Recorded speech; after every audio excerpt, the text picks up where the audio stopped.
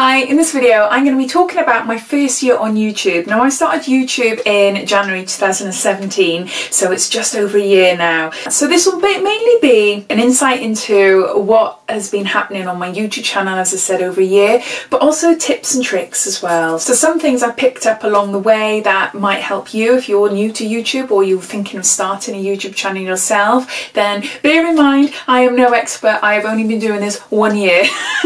But I just thought it'd be nice to do a video just to give you my thoughts and my feelings and tell you what the last year has been like for me. So to begin with, the camera I'm using now, which is filming me now, is a Panasonic G7 camera. It's got a flip screen, and I've always been into cameras, always been into photography. I'm actually starting a photography course because even though I have an idea on how to use my camera manually, I got a lot to learn, and I also want to pick up on the videography side as well, and that's one of the reasons why I went for this camera. Apparently it was high rated in videography and it shoots in 4K, so it suits me. It's a middle of the range camera. It cost me £500 or just under £500. The camera I had before this was a Panasonic and it was a TZ something, I can't remember what it was. It cost me about £150 a couple of years ago, and that too had a flip screen, and I swapped over around May time last year, possibly May, June time. So yeah, so if you wanted to see the difference in the quality, then you can check out my earlier videos. But there's not much, they still shoot in high definition, it's just the actual quality. What I notice a big difference with this one, which I notice, is the focus speed. So if I'm showing you an item, it'll focus straight away and it will refocus then back onto me straight away, which is something that I wanted, and it does it really well. I also have a ring light that I received as a Christmas present off my mum and dad. I just find that it just makes my videos a little bit crisper. You don't have to have it. I didn't have it when I started. It's just something I've wanted as I've got into YouTube a bit more. Plus, because I'm into photography, it is going to be handy when I do makeup shoots, when I do like photos of my kids or something like that with backgrounds or whatever. So it is going to be a handy thing to have for me, so in my little kit, so to speak. But I've noticed, yeah, it just makes everything a little bit sharper, a bit more crisper, and gets rid of shadows, which is good.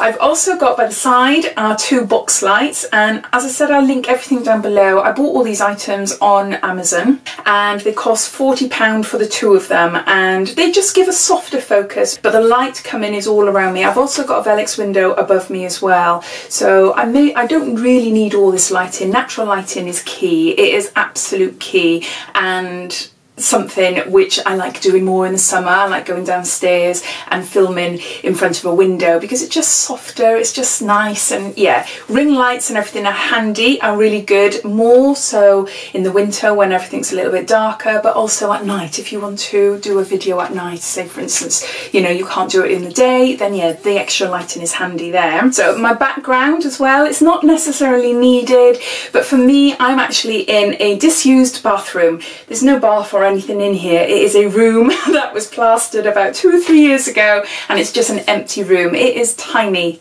absolutely tiny. So behind my background is actually messy plastered walls. It's all shades and everything. So I buy these backgrounds just as something, just to make it look a bit nicer then on screen. I think this cost me about £10 again off Amazon. I'll try and find it and I'll link it down below. And I've just stuck it on the wall with masking tape or parcel tape I think I've used. Yeah, brown parcel tape. So you can't see that because I try and keep it out of frame.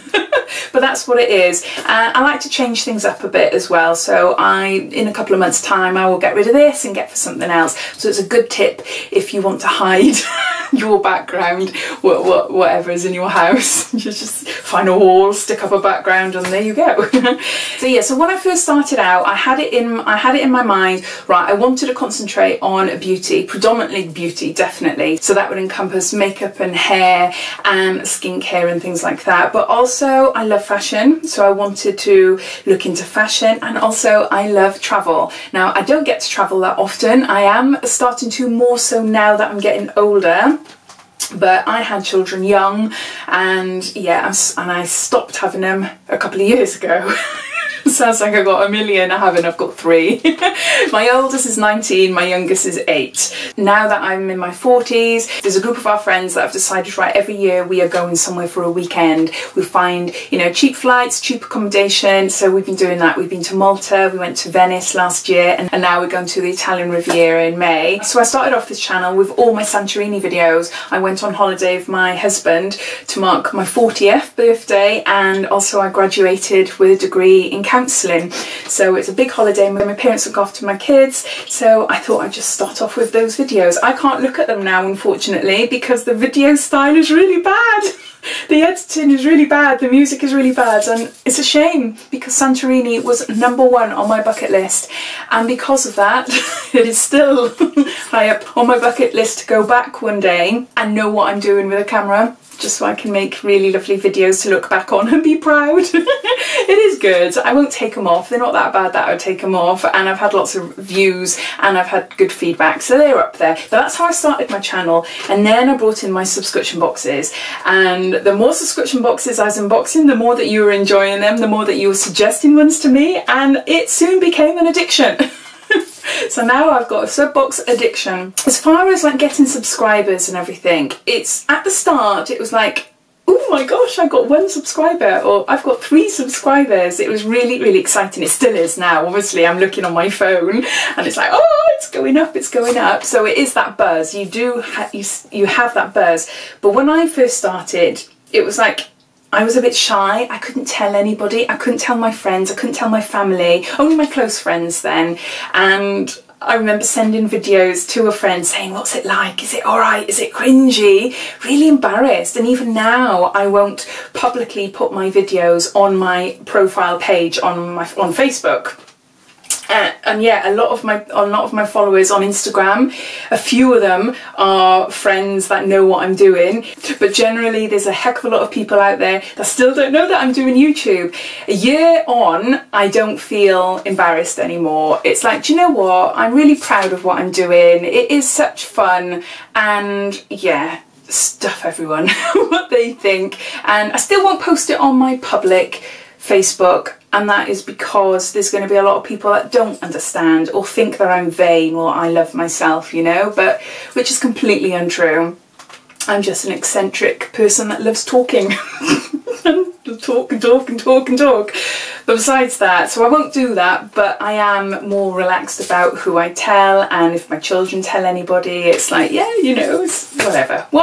I'm not embarrassed anymore. I reached 1,000 subscribers, I think the end of October last year, so it's from January to October. It took, you know, a good 10 months then to get my first 1,000 subscribers, but the bulk of it happened after the summer. From about, I think when I were in July, I had about 300 subscribers, or just under 300 subscribers, and it just happened to go up quite dramatically, quite quickly, and I think that was due to my giveaway in September. Well, I know it is due to my giveaway because I ended up doing a big giveaway, and it was international, and I had like 300 odd subscribers subscribe through that giveaway. I did lose a lot after the giveaway. But some subscribers did remain, so thank you, and for sticking by me. But yeah, so it did take a little while. Once I reached 1,000 subscribers, it just went up and up and up and up and up. 5 months on, and I'm now up to 2,500 subscribers, so it's a huge jump. And so I'm looking at the videos on YouTube that I watch of people giving advice to YouTubers. That seems to be the sort of flow. It's really difficult to reach 1,000, but then once you reach 1,000, you see numbers increasing more. Now, I've always gone from, do I really want loads of subscribers? What does it mean? Does it matter? And all that.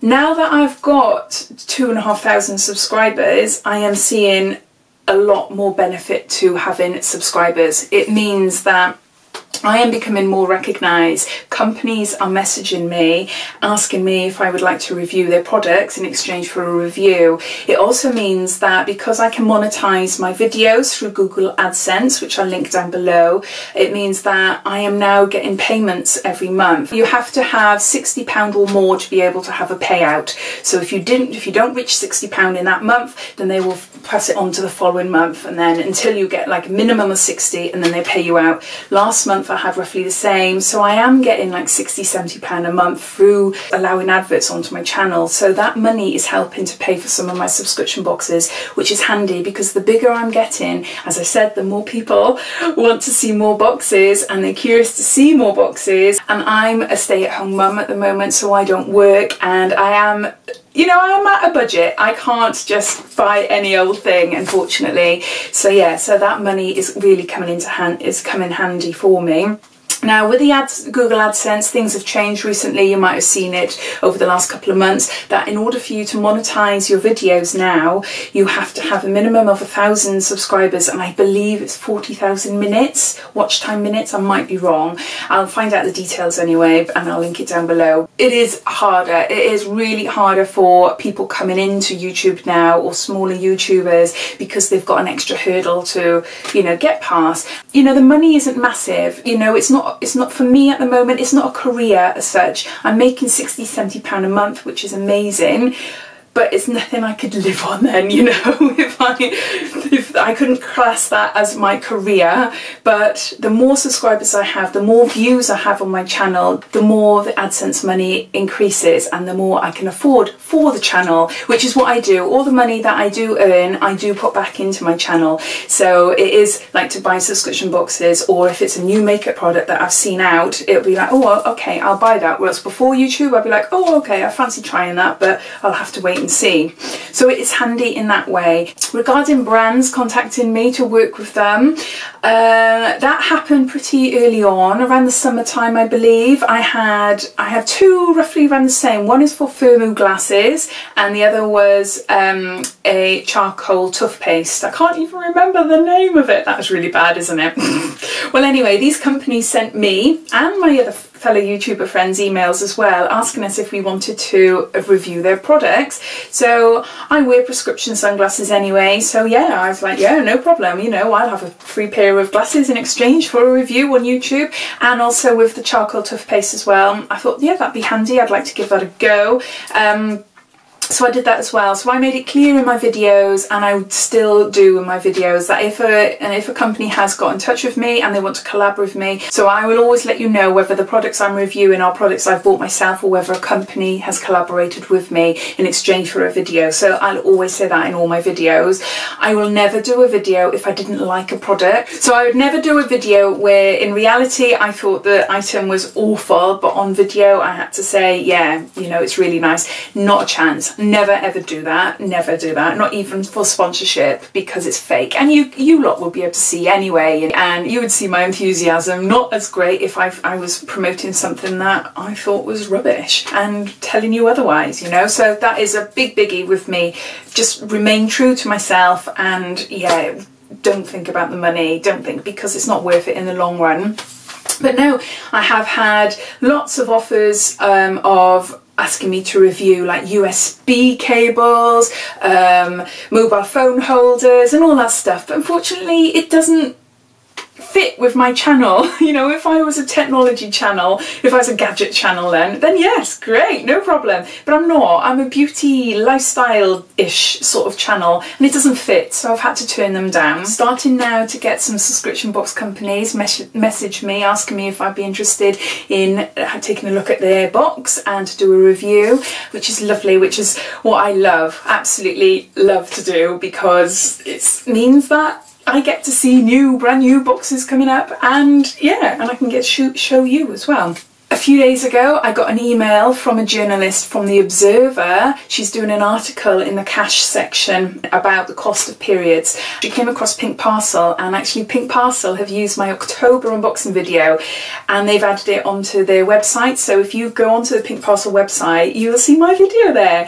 And this lady saw my video, so she got in touch with me and she wanted to interview me, and I was interviewed, asked my opinion about my thoughts about the box, the value, whether it was good, whether I needed extra beauty treats every month, and how the value of the items outweigh the cost of the box and everything. So I haven't seen the write-up yet, I haven't seen the article, but I've been told that that's coming out on this Sunday. So exciting things happen like that. I was chosen as Glossy of the Month, but back in June, Glossybox were doing a thing at the time. I'm not sure they're doing it now, but they would choose their favourite unboxer for the month, and they'd invite them to London to meet to their HQ and to meet the team and to make your very own box. So I got to do that, and I brought the lovely Michelle Lightning Lass with me because I knew that she loved glossy box and she loves unboxing videos as much as me, and we've become really good friends. So I thought, who better to share that experience with? So we went up to London for the day, and yeah, it was amazing. I got to make my own box.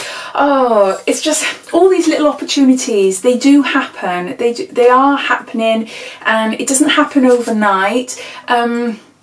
It can be a little bit overwhelming, especially when I get emails from companies offering me stuff and it's like, oh no, I've got no interest in that, you know, it's like, no, sorry. And I get a lot of emails from people saying, you should have more subs, or you should have more followers on Instagram, do this, we can help you. And I'm like, I'm very much against the sub for sub type culture, which is something I want to talk about now.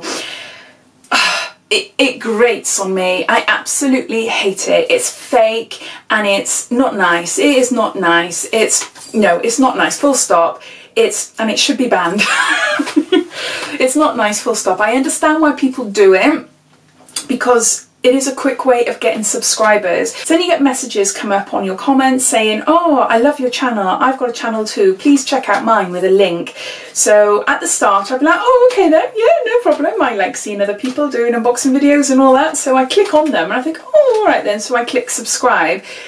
But then a few months into me starting YouTube, I started to realise that actually these people are unsubscribing from me pretty soon, because you can see in your Google Mail, and you can sort of see in the subscribers list and everything. And I'm thinking, all right, this is not real, this is fake. These people are coming onto my channel, they want subscribers, so they're spamming channels to encourage people to subscribe to them. They don't give a toss about you, but it's wrong. It is really wrong. And I am absolutely dead against it now. When it comes to community, I have got block words, and any person that comments on my videos now that mentions sub for sub, check out my channel, I have a giveaway. Anything related to them and their channel, it goes to my spam folder. So that spam folder then brings up all those messages, and if it is friends that are also YouTubers that are mentioning something that they've done in their video, obviously I'm like, oh, okay then, tick, that's fine, because I don't want to, you know, delete them. So anybody that leaves me a message saying check out my channel, then unfortunately you are going to go into my spam file for me to read and maybe bin the comment, because I just don't like it. I much prefer to have, say, up to 100 subscribers of people that really like me for me and the content I put out, than people that just subscribed just so that I can subscribe back to them. Also, the negatives of that as well is, even if they stay on your channel, they're not necessarily watching your videos. So when you look at your analytics, and your watch time would be really low.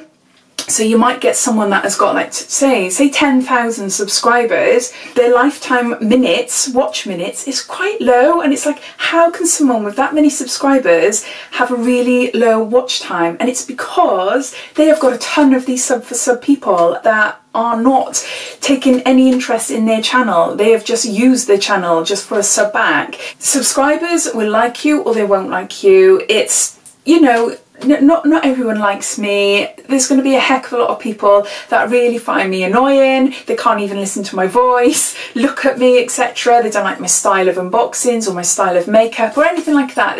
I can't, you know, be a YouTuber, you can't please everyone. But I think fundamentally, bottom line, having subscribers that are dedicated to you is amazing and lovely, and it makes everything so worthwhile. So be gone with the sub for subbers.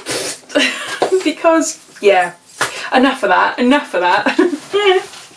So some of the apps that I use, I've started using, like, your Creative Studio, which is the app version of the laptop on the computer. So it means that I can't do everything on it, but it does mean that I can look up the analytics, and also I can change things. So if I've uploaded a video and I've scheduled it, say for 5 o'clock, but then I'm out of the house, I have a look at it and I think, oh, I've done a spelling mistake in the title or something like that. I can go onto my app and change it all there. So that is really handy. And then also I've just downloaded an app called TubeBuddy. It's a new thing to me anyway. I don't know much about it, so I've just downloaded it, but it's very similar to Creative Studio, I think. So I'm currently looking into that, but as I said, I don't know much about it, but the people that I saw talking about it on a video said that it's really handy. It's really handy for tags and things like that, so I'm going to look into that a bit more. I've also signed up for affiliate programs. Now anyone can do this and you don't need like thousands of subscribers or anything. I've signed up to a company called Awin, which is AWIN, and what that means is that they have companies that you can request to join their affiliate program. Now affiliate program means that I've signed up to Look Fantastic and Glossybox and Boots and Cult Beauty and Tam Beauty. Oh, the Degusta Box, there's lots. I've signed up for a lot. And what that means is that, say for instance I'm doing a Glossybox video. As always, I always link down the products that I talk about in the video. Well, if I go onto Awin, or Awin, I don't know how you pronounce it, I can copy and paste that actual product into Awin and it will create a link. So that link then I can put on the description box, and as long as I've got hashtag ad somewhere in the description, it's all legal. So what that means is if you were to click on that link, it means that I will receive a commission. Now, it doesn't mean that I'm collaborating with Glossybox or Look Fantastic or anything. I don't work for them, they're not paying me. It's just a commission-based perk then, basically. It takes a good couple of months for the companies to review it and to acknowledge it, and then they say, yeah, okay, yeah, we'll pay her out. So it can take about 3 months or so for the money to come back. But that's another way of gaining money through YouTube, is through affiliate links. And yeah, so I've done it now for like 2.5 months. And it's really good. It's another way of supporting my channel because it's another form of gaining money for me, so I can go out and buy things and keep up with my subscription boxes and everything. So there's that, which is really handy. Yeah, so I think that's about it. So I'm going to end here, but if there's any questions that you have, or if I haven't addressed anything, please leave a comment and I'll reply and try and answer you. But no, I think that's it really. So that's looking at what has happened over the last year as being a YouTuber and where my channel is at the moment. And yeah, so I hope you enjoyed this video. As always, if you did, leave me a big thumbs up, and if you'd like to see more, then please subscribe to my channel. And thanks for watching, guys. Take care. Bye.